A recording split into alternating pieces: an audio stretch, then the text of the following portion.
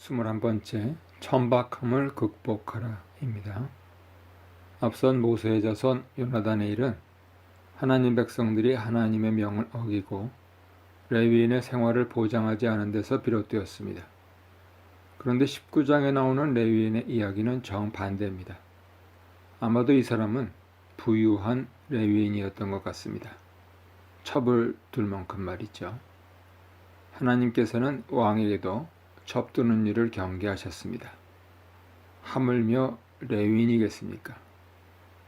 이스라엘 12부족 중 가장 강한 부족은 남쪽에서는 유다 지파, 그리고 북쪽에서는 에브라임 지파였습니다. 그런데 사사기에서는 에브라임 지파가 항상 문제를 일으키고 있는 것으로 나옵니다. 그래서 일부 학자는 사사기가 남유다 왕국 입장에서 쓰여졌다고 봅니다. 에브라임 지파에게서 기업을 얻고 있던 레위인이 유다 베들레헴에서 첩을 얻었습니다.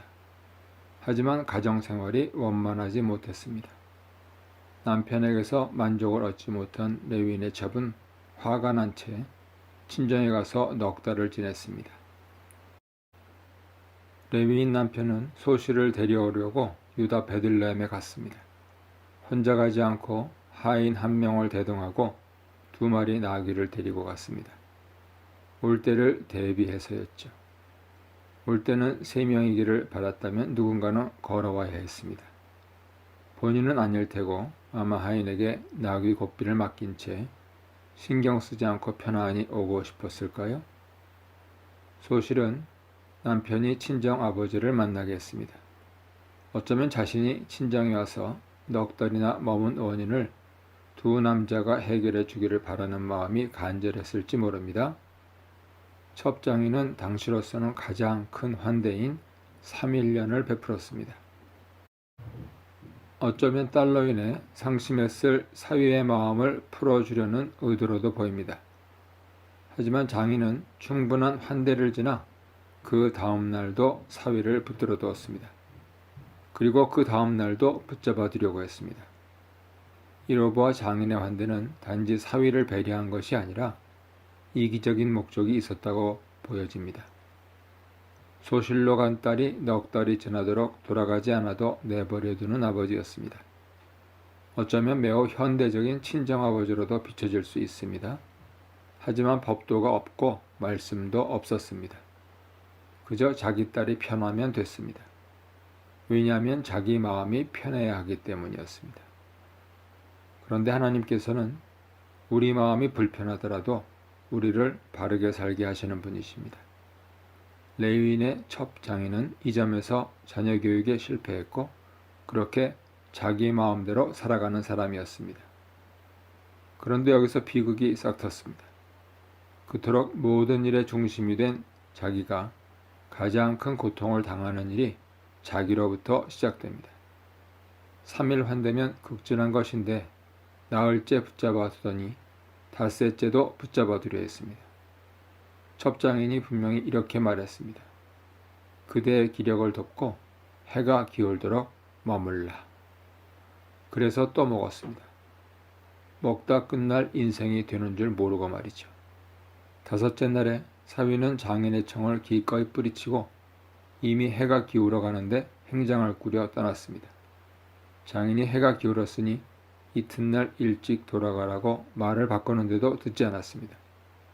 그들이 길 떠난 지 얼마 지나지 않아 예루살렘 근방 여부스인의 마을이 가까이 있는 곳에서 해가 지려고 했습니다. 산악지대에서 더 일찍 해가 지게 마련이죠. 하인은 근방에 있는 여부스인들의 성읍에 들어가자고 했지만 레위인은 이방인 마을은 싫고 대신 이스라엘 마을로 가자며 발걸음을 재촉해 기브아에 도착했습니다. 유다 땅을 하루빨리 벗어나고 싶었을지 모릅니다.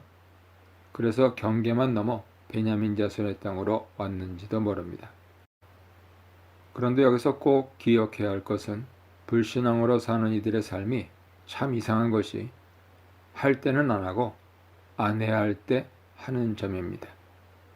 첩을 안 두어야 하는데 두고 과도한 향응을 제공받지 말아야 하는데 받고 합리적으로 보아 가까운 여부스인들의 성읍에 가도 될 때 구태여 멀리 기브아까지 갔습니다. 종의 말대로 여부스에 갔으면 어떤 일이 벌어졌을지 추측할 수 없습니다. 그런데 자기 주장대로 기브아에 간 레위인은 성읍에 들어가자마자 푸대접을 받았습니다. 고대 동서양을 막론하고 손님 대접하는 것은 큰 미덕이었습니다. 봉제사 접빙객이란 말이 바로 그것을 보여주죠. 성서에서도 신구약을 막론하고 손님 대접을 강조하고 있습니다. 대표적인 구절로는 히브리서 13장 2절 손님 대접하기를 잊지 말라. 이로써 부지 중에 천사들을 대접한 이들이 있었느니라를 들 수 있습니다. 레위인이 받은 푸대접은 기브아 성읍의 인심과 분위기를 보여주었습니다. 삭막했습니다. 그래서 날이 저물도록 성읍 거리에 앉아 있을 수밖에 없었습니다. 지칠 대로 지쳐 낯선 거리에 우두커니 앉아있는 세 사람과 두 마리 나귀는 처량해 보였습니다. 이때 한 노인이 밭에서 일하다 돌아왔습니다. 이 노인은 기브아 출신이 아니었습니다. 레위인이 살고 있던 에브라임 경내에서 살다가 이사온이었습니다. 처량히 앉아있는 레위인 일행을 보고 노인은 경위를 물었습니다. 그래서 레위인은 자세히 자신의 처지를 설명하고 자신이 유다 베들레헴으로부터 여호와의 집으로 가고 있는 중인데 하룻밤 묵어도 노인의 집에 부담이 되지 않을 것을 강조했습니다. 그러자 노인은 그런 걱정은 말라며 거리에서 자지 말고 자기 집에 들어오라고 권했습니다. 왜 노인이 거리에서 자지 말라고 했는지에 대해 두어 가지 추측을 할 수 있습니다. 먼저 길손이 이슬을 맞으며 거리에서 밤을 지내는 것을 피하도록 도움을 주기 위함일 수 있습니다. 그런데 그보다는 기브아 성읍의 밤거리가 안전하지 않았기 때문이라고 보여집니다. 그래서 인심도 더 흉흉했을 수 있습니다. 바로 뒤에 벌어지는 상황을 보면 더 잘 이해가 됩니다. 레위인 일행을 자기 집안에 들인 노인은 나귀를 먹이고 일행의 발을 씻긴 후 함께 먹고 마시며 즐거워했습니다. 아마도 두고 떠나온 고향 산천 얘기꽃을 피우는지 모르겠습니다. 그러나 기쁨도 잠깐 성읍의 불량배들이 노인의 집을 부서질 듯 두드리며 레위인을 내놓으라고 했습니다. 아마도 어두워지도록 그를 자기 집에 들이는 이들이 없는 것을 본 불량자들이 레위인이 기브아에는 연고가 없는 줄 짐작하고 그를 상하게 하려고 했는데 갑자기 노인이 나타나 일이 그르쳐지자 더 많은 무리들을 이끌고 직접 노인의 집까지 찾아온 것으로 보입니다. 그리고는 어처구니 없는 수작을 벌였습니다. 자기들이 레위인을 가지고 놀려고 하니 내놓으라고 했습니다. 그를 성폭행하겠다고 큰소리치며 내놓으라고 한 것이죠. 오늘날 미국에서 이런 일이 자행되는 대표적인 도시가 샌프란시스코라고 알려져 있습니다. 망할 징조였습니다. 자기 집에 든 길손이 레위인인 것을 알았을 노인이 적극 만류했습니다. 자기 집 손님이 해를 입으면 자기가 얼굴을 들고 다닐 수 없으니 레위인에 대한 요구는 접으라고 설득을 벌였습니다. 대신 자신의 자녀딸과 레위인의 첩이 있으니 마음대로 하라고 했습니다. 이 대목이 이해되지 않는 부분이죠. 남자는 보호해도 되고 여자는 보호받을 수 없습니까? 레위인은 보호받아야 하고 사회 약자는 보호받을 수 없습니까? 쉽게 이해되지 않는 내용이죠. 위급한 상황에서 노인이 그렇게 말했습니다. 그래도 비류들은 집을 부술 듯이 했습니다. 다급해진 레위인은 자기 첩을 붙들어냈습니다. 첩을 설득하지 않았습니다. 무서워 떨고 있었을 첩을 강제로 붙들어 무리에게 내주었습니다. 참으로 어처구니 없는 행동이었습니다. 첩을 둔 것도 이상한데 자기의 첩을 비류들에게 던져 마음대로 하게 하는 행동은 더 비열한 짓입니다. 그는 더 이상 그녀의 남편이 아니라 그녀를 물건처럼 취급하는 그녀의 주인이었습니다. 막상 첩이 자기들에게 넘겨지자 비류들은 자신들의 성욕을 한 여자에게 풀었습니다. 강간도 모자라 용간을 했습니다. 죽기까지 했습니다. 동이 트도록 했습니다. 레위인의 첩은 그렇게 자신의 일생을 마쳤습니다. 성서는 이렇게 고발합니다. 동틀 때 여인이 그 주인의 우고한 그 사람의 집 문에 이르러 엎드러져 밟기까지 거기 누웠더라. 두 손을 문지방에 얹은 채였습니다. 걸어올 수도 없었습니다. 첩장인 집에서 지체하고 자기 주장대로 엉뚱한 성읍에 와서 봉변을 당할 뻔한 레위는 한시라도 자기 성읍으로 돌아가고자 일찍 행장을 꾸렸습니다. 아마 잘 잤을지도 모릅니다. 자기 첩에 대한 궁금함은 있었는지 모르겠습니다. 그가 문을 열자 첩의 손이 보였고 엎드러진 그녀의 모습이 보였습니다. 옷도 제대로 추스르지 못했을 수 있습니다. 아마 아침 일찍 그런 모습을 본다는 것이 불쾌했을 수도 있습니다. 그래서 엎드러져 죽어있는 여인에게 그가 말했습니다. 일어나자. 우리가 떠나가자. 죽은 그녀의 몸은 대답할 수 없었습니다. 아마도 레위인은 분노를 느꼈던 것 같습니다. 자기 대신 죽은 첩을 안고 울었는지는 모릅니다. 그 다음 레위인이 한 행동을 성서는 이렇게 전합니다. 이에 그 시체를 나귀에 싣고 행하여 자기 곳에 돌아가서 그 집에 이르러서는 칼을 취하여 첩의 시체를 붙들어 그 마디를 찍어 12덩이에 나누고 그것을 이스라엘 사방에 두루 보내매. 참으로 잔인한 행동이었습니다. 자기 때문에 억울하게 죽은 시신을 제대로 염하기는커녕 토막을 냈습니다. 그리고 파벌에 붙여 시체 토막의 경위를 온 이스라엘에 알려 사회적인 이슈가 되도록 했습니다. 한 가지 놓쳐서는 안 될 대목이 있습니다. 레위는 노인과의 대화에서 자기가 유다 베들레헴에서 여호와의 집에 가는 중이라고 밝혔던 내용입니다. 당시에는 여호와의 집이 실로에 있었습니다. 그렇다면 레위는 첩의 죽음을 실로에 모셔야 했습니다. 그리고 하나님께 자신의 죄와 기브아의 죄를 말씀드려야 했습니다. 하지만 실로로 가려던 레위는 첩의 시신을 싣고 자기 집에 돌아갔습니다. 자기 마음대로 했습니다. 첩을 얻은 것도 자기 마음이고 죽은 첩을 토막내는 것도 자기 마음대로 했습니다. 종교 지도자의 타락이 어느 정도였는가 엿볼 수 있는 대목입니다. 사람 몸에 토막을 받은 이스라엘 지파는 첫 장 이후 처음으로 다시 한번 다 같은 마음이 됐습니다. 그들은 사건의 경위를 평가하기를 출애굽 이후 이스라엘 중에서 행하지도 보지도 못한 사태로 규정했습니다. 그러고는 각 지파의 입장을 정리하도록 생각하고 상의한 후 결론을 내자고 했습니다. 이스라엘 총회는 이렇게 생각하고 상의하기로 한 뒤 결론을 도출하기 위해 모이게 됩니다. 세상에 천하디천한 것은 하나님이 내려주신 영혼과 몸을 함부로 굴리는 것입니다. 어느 인간은 너무 약해 자기 몸 하나 간수하지 못하는 반면 다른 인간은 너무 강해 자기 몸 하나 돌보지 못합니다. 전자의 경우 사회적 약자들이 해당되고 후자의 경우 지도층 인사들 가운데 많이 보입니다. 과학기술 발달이 눈부신 오늘날에도 여전히 인신매매가 존재한다는 사실은 과학이 인류에 가져다주는 혜택이 줄 수 없는 세상이 있을 수밖에 없음을 반증합니다. 인신매매가 악질적인 성격을 가질 수밖에 없는 것은 그것의 풍선 효과 때문입니다.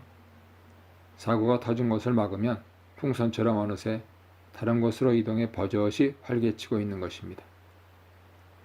인신매매 방지를 위한 국제공조 활동을 벌이고 있는 앤 갤리거에 따르면 인신매매는 누군가를 이주시켜 거래하는 행위와 그 과정에서 벌어지는 폭력, 사기, 강압 등 수단, 그리고 착취라는 목적의 세 요소로 구성됩니다.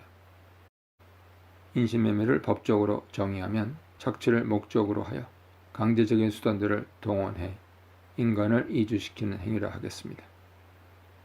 21세기의 문제는 이것이 산업이 되어 있어 폭력 조직이나 성매매 조직에 국한되지 않고 돈을 벌기 위한 모든 산업 전반에 걸쳐 있으므로 양심적인 인간이라 자부하는 이들도 조심하지 않으면 간접적으로라도 이러한 범죄를 묵인할 수도 있다는 점입니다.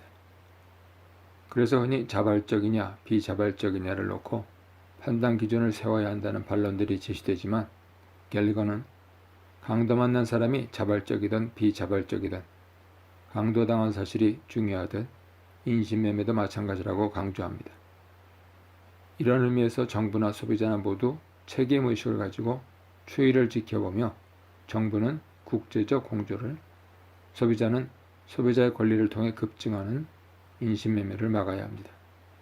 나의 누이, 사촌, 어머니, 동생을 연상하면서 방관자의 태도를 수정하는 데 노력해야 합니다. 고대부터 자행되어 온 사회적 약자에 대한 매매 행위는 최대한의 노력을 경주하여 막아내야 합니다. 지도자의 천박함에 대해 20세기 중반 영국 정치사에 족적을 남긴 토니 블레어 전 총리를 통해 교훈을 얻을 수 있습니다.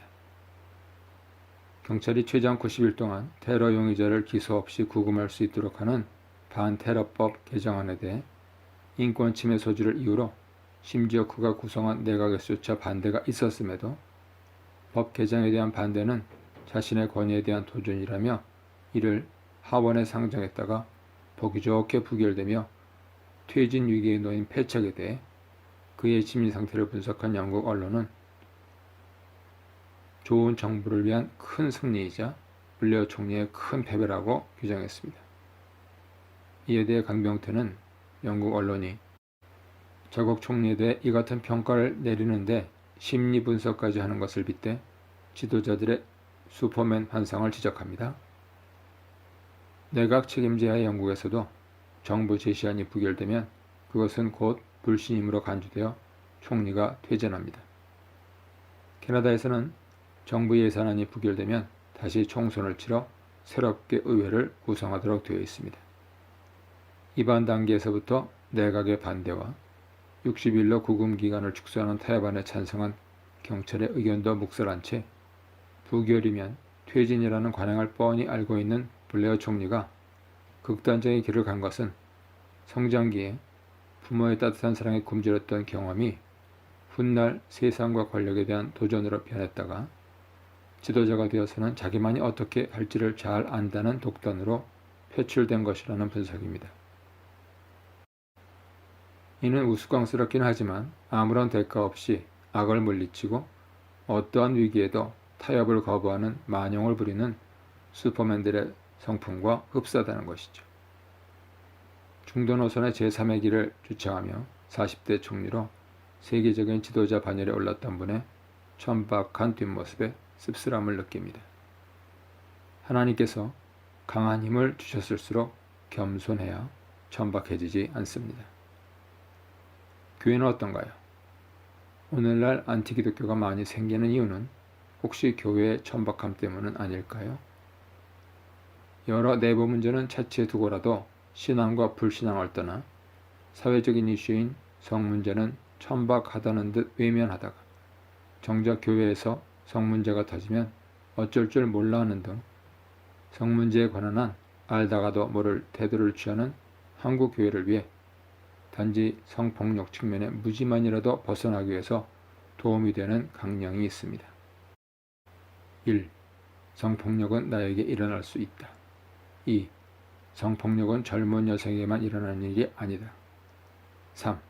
대부분의 성폭력은 서로 아는 사이에 의해 발생한다. 4. 성폭력은 남성이 성충동을 억제할 수 없어 어쩔 수 없이 저지르는 것이 아니다. 5. 성폭력은 정신 이상자만 저지르는 것이 아니다. 6. 여자들은 강간당하기를 바란다고 생각하는 것은 매우 잘못된 생각이다. 7. 여자가 끝까지 정하면 강간이 불가능하다는 생각은 매우 잘못된 생각이다. 8. 여자들의 야한 옷차림과 행동이 성폭력을 유발하는 것이 아니다. 9. 여성들이 스스로 조심하더라도 의도적으로 범행을 저지르려 한다면 성폭력을 방지하기가 매우 어렵다 등입니다. 가정 내에서도 성폭력은 일어날 수 있습니다. 흔히 아내 강간죄라 불려지는 내용이죠. 가정, 특히 부부 사이의 일이라 17세기 정립된 면책 법리로 인해 형법상 강간죄 적용이 매우 어려웠습니다. 하지만 미국 뉴욕 항소법원에서는 1984년 아내의 신체 권리 주장이 받아들여졌습니다. 영국도 1991년 면책 법리를 폐기했고 독일은 1970년 형법 개정 시 아내의 성적 자기결정권을 존중하는 합의 도출이 이루어졌으나 부부 관계의 국가 개입 불가를 이유로 시행되지 않다가 1997년 아내 강간도 고소 없이 처벌하는 규정이 마련되었습니다. 일본은 계속 면책 법률을 채택하고 있으나 사실상 혼인 파탄의 경우 아내 강간을 인정한 판례를 갖고 있습니다. 각 국가들이 정신 차리고 법으로 규제하는 내용에 대해 교인들은 인격을 지닌 신앙인으로서 솔선수범하여 지키는 태도를 지님이 마땅합니다. 아리스토텔레스는 아테네가 소크라테스에 이어 철학의 두 번째 위계를 가할 수 없다며 자신을 불경죄로 몰아넣는 도시국가를 떠나 어머니의 고향에서 죽었습니다. 그래서 그의 저작들은 후세에 남아 오늘날까지 학문의 근간을 이루고 있습니다. 단지 목숨을 부지하기 위해 도망친 것이 아니라 학문을 구하기 위해 그는 낙향하는 길을 택했습니다.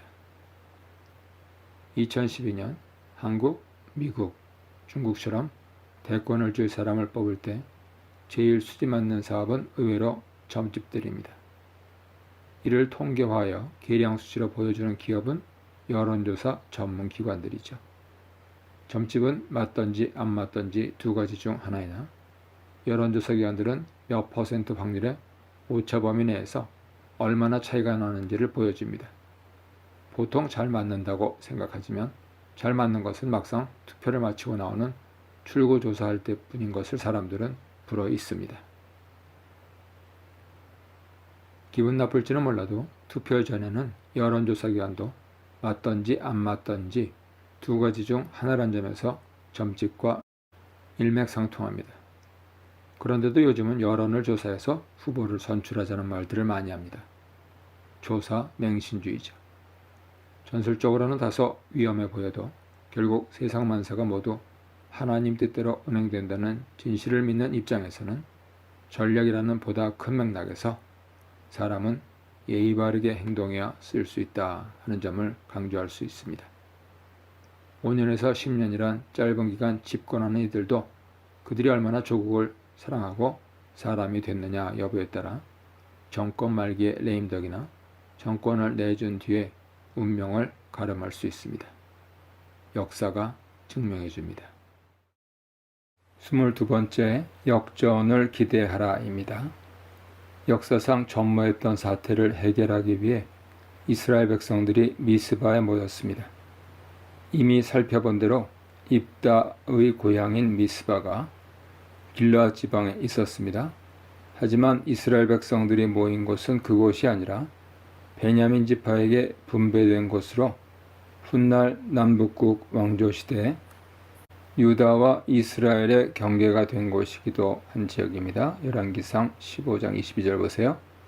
또한 사무엘이 이스라엘 자손들을 모아 대성회를 연 곳도 이곳이었습니다. 여기에 이스라엘 자손 40만 명이 모였습니다. 출애굽 당시나 요단을 건널 때보다 많이 모자란 숫자입니다.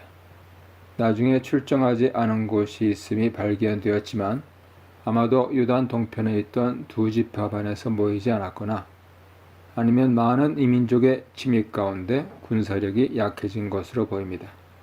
하지만 여전히 40만 명의 보병은 엄청난 숫자입니다.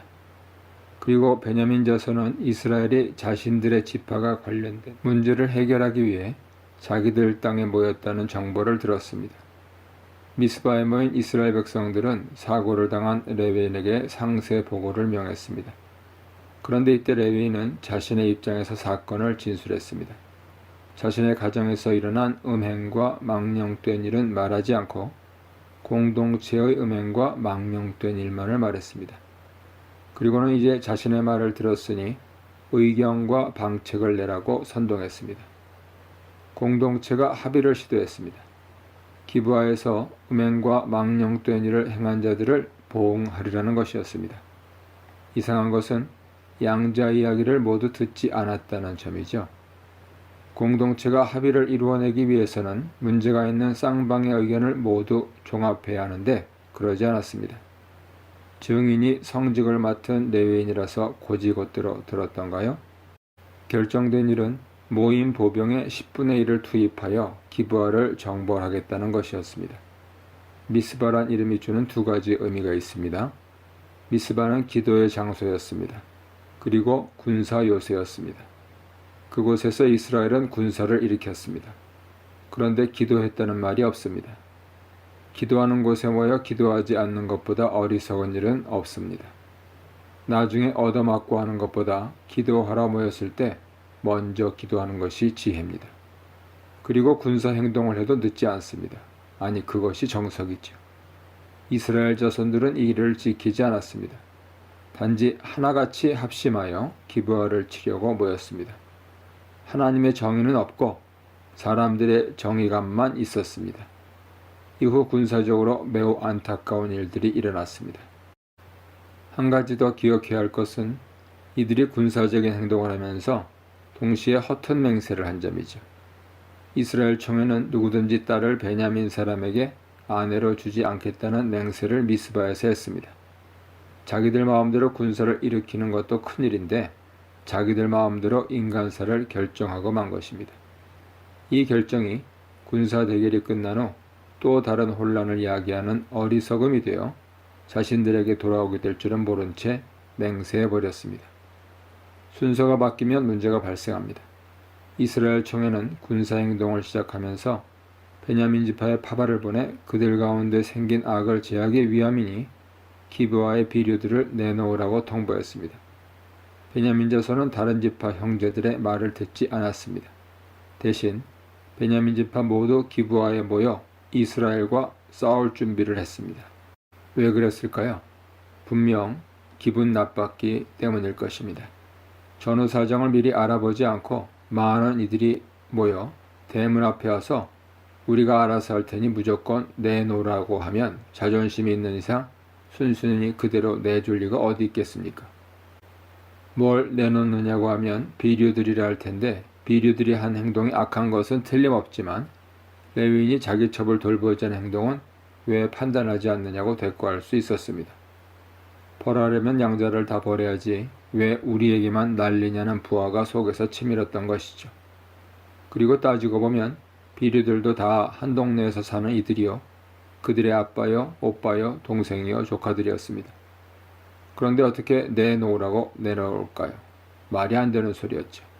그래서 베냐민 지파가 모였는데 26,700명이었습니다. 그중 700명은 기브아 출신으로 모두 왼손잡이 물매꾼이었습니다. 다윗시대 영웅들을 기억하면 됩니다.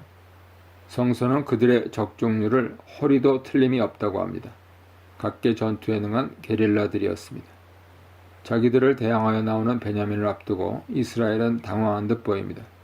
그래서 성서는 이스라엘 군사가 모두 40만 명이었다고 다시 적고 있습니다.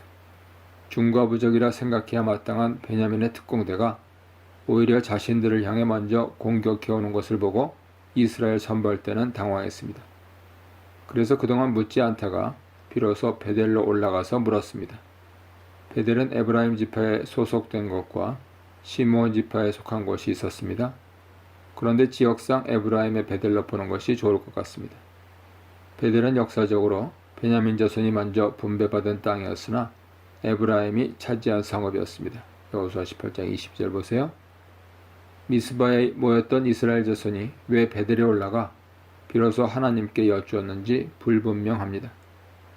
나중에 일어난 일들을 종합하여 미루어 보면 이스라엘 총회는 자기들이 이미 유다 지파가 먼저 올라가도록 결정해 놓고 하나님께 여쭙는 절차만 거치는 척 하지 않았나 보여집니다. 그렇지 않다면 하나님께서 진군 명령을 내리셨는데 무참히 패배했을 리 없습니다. 또한 미스바가 아닌 베델에서 하나님께 여쭙는 행동도 그리 곱게 보이지 않습니다. 베냐민 자손을 자극하는 심리적인 측면을 무시할 수 없기 때문이죠. 당시에는 하나님의 언약궤가 실로가 아닌 베델에 있었습니다. 단정하기는 어려우나 엘리 제사장 시절 엘리의 망나니 두 아들이 제 마음대로 언약궤를 이리저리 옮긴 일을 기억하면 아무래도 베냐민을 자극하기 위해 언약궤를 실로에서 베델로 모셔온 것 같습니다.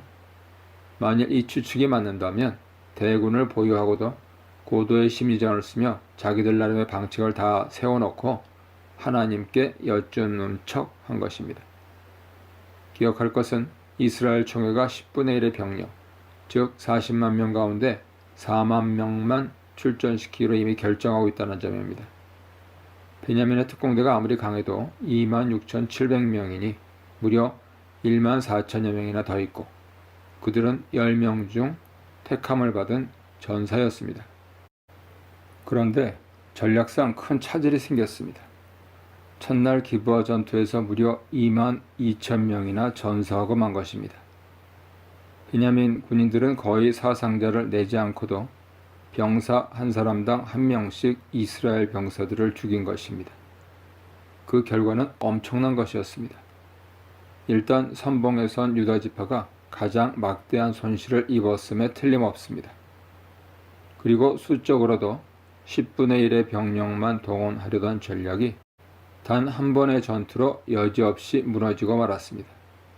만일 초기 전략을 그대로 수행한다면 베냐민의 26,000여 명의 정예병들을 4만 명 가운데 생還한 1만 8천 명이 사기가 땅에 떨어질 대로 떨어진 총회연합군이 맞서 싸워야 하기 때문입니다. 총회연합군은 바로 전열을 재정비하고 즉각 전력을 수정한 것으로 보입니다. 일단 야간 전투를 피하도록 하고 이어 이스라엘 총회는 하나님께 울며 다시 여쭈어 보았습니다. 그런데 여기서도 아직 자기들의 전력을 믿는 구석이 있었던 것 같습니다. 올라가려고 하면서 올라가야 하느냐를 질문하니 올라가서 치라 하시는데 그 이튿날 올라가니 다시 1만 8천 명의 사상자를 내고 말았습니다. 단 두 번의 전투에서 처음 선발한 인원수와 똑같은 4만 명의 사상자가 발생했습니다. 그제서야 이스라엘 모든 백성이 전장을 뒤로하고 베델로 올라갔습니다.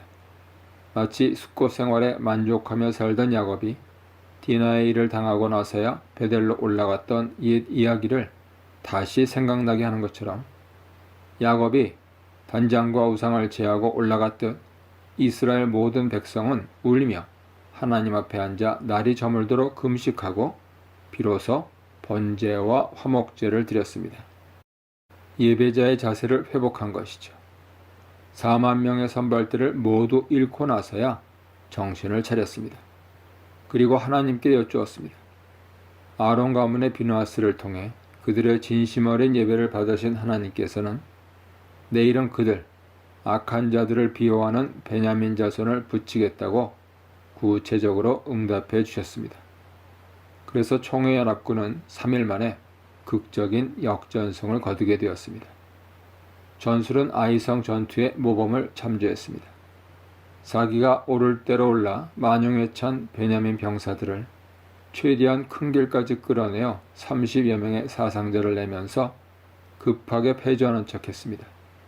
사기에 충천한 베냐민 병사들은 대열을 이탈하며 추격하기에 바빴고 그들이 전열을 다시 가다듬을 틈이 없도록 기브아 인근의 바알다말에 모여있던 모든 이스라엘 군사들이 일어나 항호를 벌이는 동시에 1만 명의 총회연합군 특공대가 방비가 허술한 기브아를 급습하여 성을 초토화시켰습니다. 성에 불길이 치미는 것을 본 이스라엘 선봉대는 바로 방향을 돌려 자신들을 추격해오는 베냐민 병사들을 맞받아치면서 2만 5,100명을 죽였습니다. 패주하는 1만 8천 명을 쫓아가며 죽였고 거기에 도착할 경우 장기전에 돌입할 가능성이 있는 림몬 바위까지 가는 동안 큰 길에서 5천 명을 죽였고 기돔까지 도망간 패잔병 2천 명을 또 죽였습니다. 아마도 앞서 이튿날 전사한 듯한 1천 명과 패주하여 숨어버린 100명을 제외하면 눈치가 빠른 600명의 기도한 병사들은 일찌감치 36개를 놓아 림몬 동굴 속으로 숨어들어가 넉 달을 피신했던 것으로 보입니다. 총회연합군의 대승이었습니다. 이틀 동안의 패배를 일거에 역전시킨 쾌승이었습니다. 그것도 모자라 이스라엘 자손은 베냐민의 온 성읍과 가축과 남아있던 비전투원들을 닥치는 대로 죽이고 불살라버렸습니다. 하지만 3일째 전쟁의 분위기는 이스라엘 총회가 마음대로 시작한 만큼 그들이 내다보지 못한 결과를 초래하며 끝났습니다. 씁쓸한 역전승이었습니다. 왜 그랬을까요? 결국 위기에서 벗어나는 길은 자기 중심적 사고를 배격하고 상호 공존하는 전략을 택하는 데 있습니다. 하지만 우리 주변에서 이와는 다르게 사는 이들이 오히려 더 많습니다. 자기 중심으로 사는 국민들을 꼽으라면 미국인, 특히 2차 대전 후 경제 호황기에 출생한 베이비붐 세대들을 빼놓을 수 없습니다.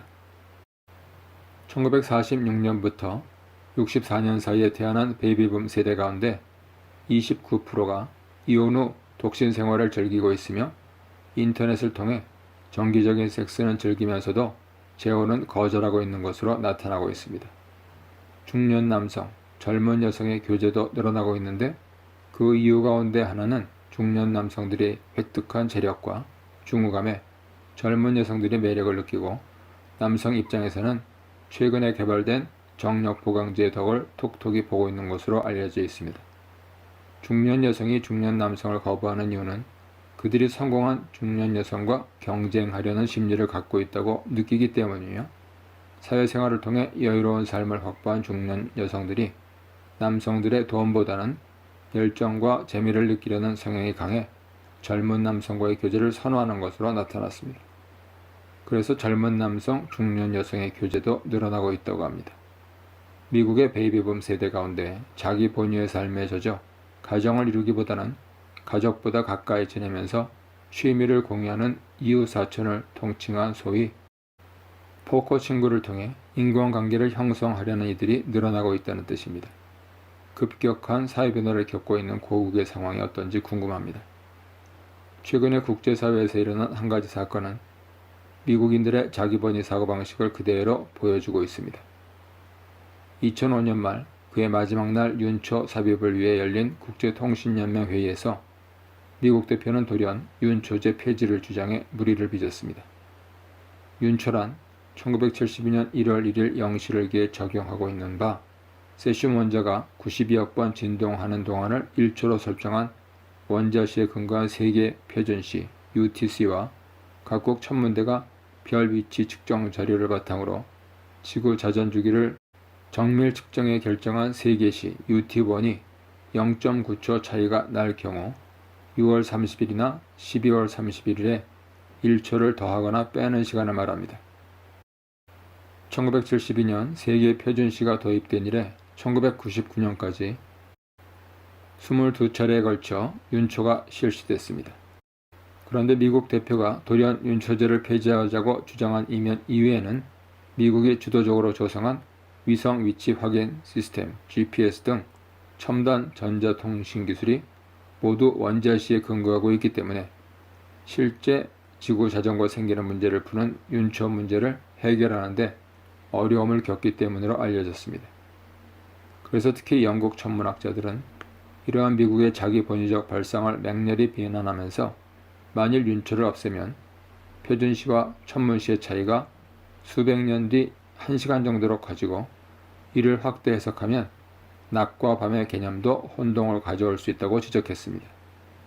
영국 학계의 비판이 다소 과장된 측면이 없지 않아 보이지만 그래도 자국 산업을 보호하기 위해 전 세계인들이 사용하는 시간 개념을 자기 마음대로 바꾸려는 미국의 태도는 문제가 많습니다. 어쩌면 금융위기 이후 미국이 당면한 산적한 과제를 푸는 해법의 시작은 이러한 자기 본위적인 사고로 말미암은 위기를 제대로 보는 것부터 시작해야 할 것입니다.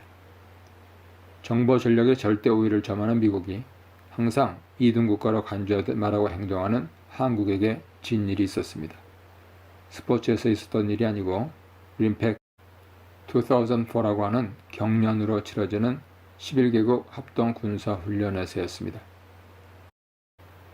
너무 신나는 내용입니다. 2004년 6월 말부터 7월 말 사이 하와이 인근 해역에서 열린 림팩 2004에서 미 해군이 한국 해군의 소형 잠수함을 잡기 위해 특별 조직을 만들어 쪽집게 과외를 받았던 것이죠. 자세한 내용은 신문지상을 참조하시기 바랍니다. 항상 강대국의 틈바구니에서 생존해온 약소국의 입장에서 보면 통쾌한 쾌거로 들립니다.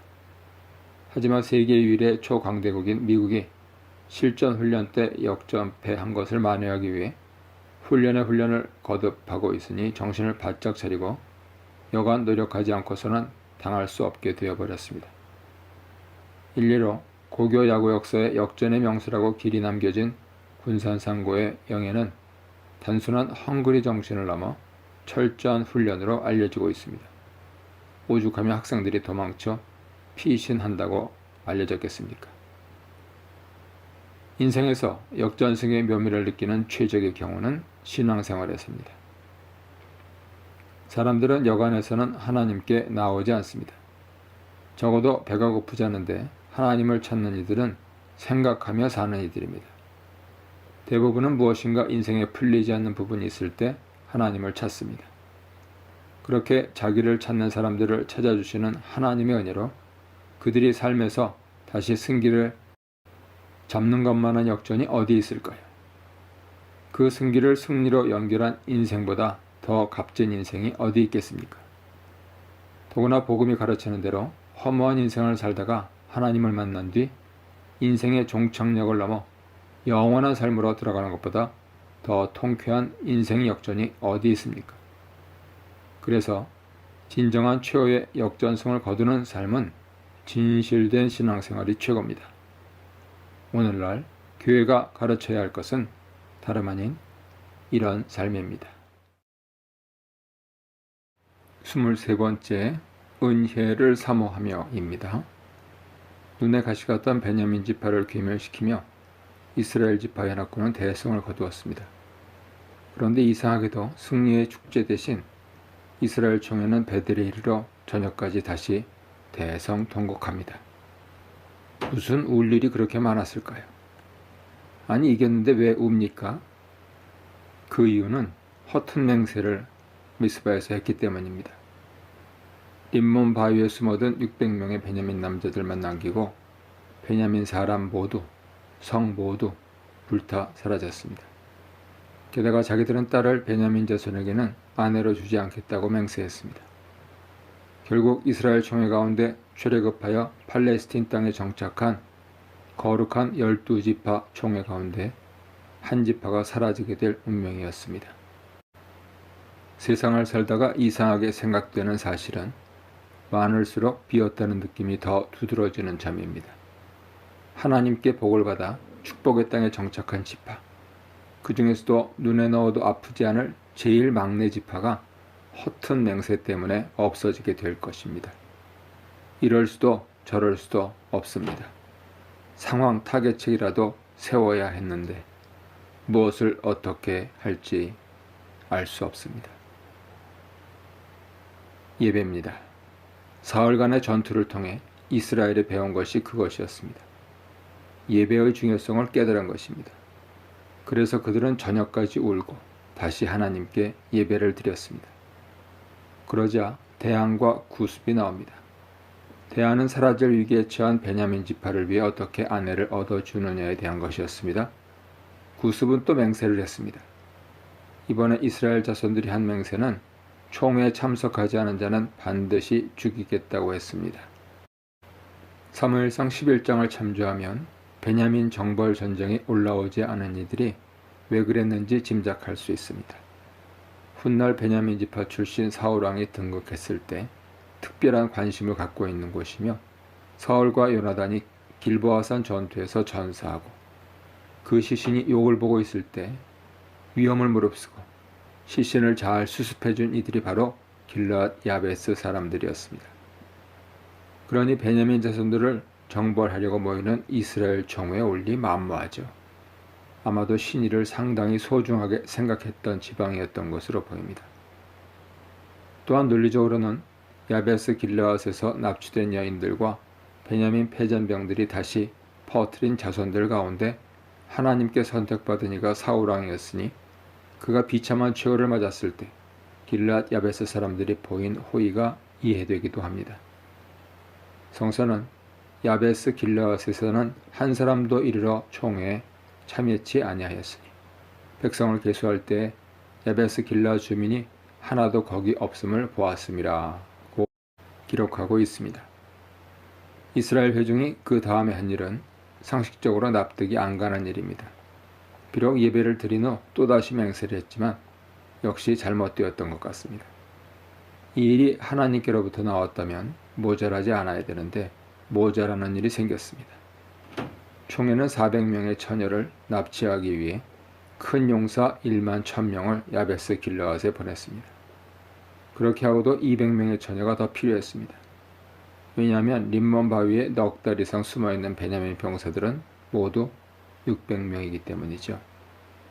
길르앗 야베스에 대한 응징을 통하여 처녀를 구한 뒤 그들을 실로로 데려온 총회 리더들은 림몬 바위에 숨어있는 베냐민 패전명들에게 평화를 공포합니다. 그래서 돌아온 병사들 가운데 3분의 2는 가정을 꾸렸습니다. 나머지 3분의 1의 병사들에게는 실로에서 열리는 매년 절기에 기뻐서 춤추러 나오는 실로의 여자들을 포도원에 숨었다가 붙들어가서 베냐민 지파 땅에 가 살라고 말했습니다. 말도 되지 않는 말이죠. 하지만 총회 의견으로 이 일이 주도되었기에 납치된 여자들의 가족들이 호소해도 아무 소용없었습니다. 총회는 겉으로는 그럴듯하게 전쟁을 겪다 보니 생긴 일이고 또 가족들이 알고 그런 것도 아니니 서로 간에 말하지 말라고 답자며 가족들을 돌려보냈습니다. 그래서 600명의 베냐민 패전병들은 각각 아내를 구해 성읍을 중건했습니다. 자기들 방식대로 일을 해결한 이스라엘 자손은 아무런 미련 없이 아무런 영광 없이 실로를 떠나 서둘러 자기들 고향으로 돌아갔습니다. 내전의 상처만 가슴에 가득 안은 채 살육의 기억과 역사 이면으로 감추어진 듯 보이는 납치를 애써 기억에서 지우려 하며 자기 기업으로 돌아갔습니다. 그래서 사사기 마지막은 이렇게 다시 강조하며 기록되어 있습니다. 그때 이스라엘에 왕이 없으므로 사람이 각각 그 소견에 옳은 대로 행하였더라. 이것이 사사기의 대단원입니다. 허무합니다. 실패입니다. 그래서 우리는 사사기에 이어 룻기와 사무엘을 읽습니다. 보아스와 룻이라는 실패 가운데서 혹은 실패 후에 영롱하게 빛나는 유능한 인물들을 통해 그리고 사무엘이라는 어려서부터 잘 들여지고 준비된 일을 통해 하나님께서 인류와 역사를 새롭게 창조하시려고 내세우는 사람 다윗을 만나기 위해서입니다. 전 일생을 성실하게 살면서 아무런 기적도 일어나지 않은 일상을 산 그분. 한때는 사람이 저럴 수 있을까 싶을 정도로 철저히 나락에 떨어졌더니 그러나 언제 어디서든 말씀이 들릴 때면 바로 경청하고 자신을 바로잡은 그를 하나님께서는 기쁘게 보시고 축복의 통로로 사용하셨습니다. 바로 그를 통해 인류의 희망인 예수 그리스도를 보내셨기 때문입니다. 이제 이야기를 마무리해야 합니다. 모든 것을 조직적으로 하고 싶어하는 세상에서 요즘은 사극도 조직적으로 극본 구성을 하고 있습니다. 일명 사극 성공 코드라고 알려진 5가지 항목입니다. 첫째, 성공한 영웅을 그려라. 둘째, 숙명의 라이벌 캐릭터를 만들어라. 셋째, 주인공이 불가능한 일을 계속 완수해 가도록 하라. 넷째, 여주인공은 가련하기보다 강인해야 한다. 다섯째, 역사로 고증할 수 없는 것을 적극 공략하여 상상력을 발휘하라. 지금까지 인물들의 이야기 모험을 읽으며 곳곳에 위의 요소들이 산재해 있음을 발견할 수 있었습니다. 집중되어 있기보다 산재해 있는 성서 이야기의 성격이야말로 세상 이야기와 근본적으로 다른 측면이라 하겠습니다. 작가들은 성공을 위해 95%의 익숙함에 5%의 낯선 요소들을 배열해 놓는다면 하나님께서는 때로 작가들처럼 혹은 때로 정반대로 95%의 낯설매 5%의 익숙함으로 다가오는 이야기의 주인이십니다. 그런 가운데 마지막까지 최선을 다하며 아름다운 삶을 살기 위해 노력하는 모습은 하나님을 믿는 사람들일수록 간직해야 할 자세입니다. 이유는 간단합니다. 하나님을 믿는 신자이기 전에 사람이 먼저 되어야 하기 때문입니다. 그렇게 참다운 사람이 되고 신자가 되는 길이 곧 구원의 여정에 참여하는 길입니다. 이 책의 표지로 사용된 두 사진들, 천재적 인물로 세상을 고뇌한 레오나르도 다빈치와 참 사람이 되기 위해 그리고 신자가 되기 위해 고통당한 성 프란치스코의 동상은 이를 잘 나타내고 있습니다. 결국 누구든지 모태로부터 포개고 나온 손을 서서히 하늘을 향해 올리기를 배우기 시작하고 숨쉬고 사는 동안 두 팔을 벌려 하나님의 은혜를 사모하는 길밖에 없습니다.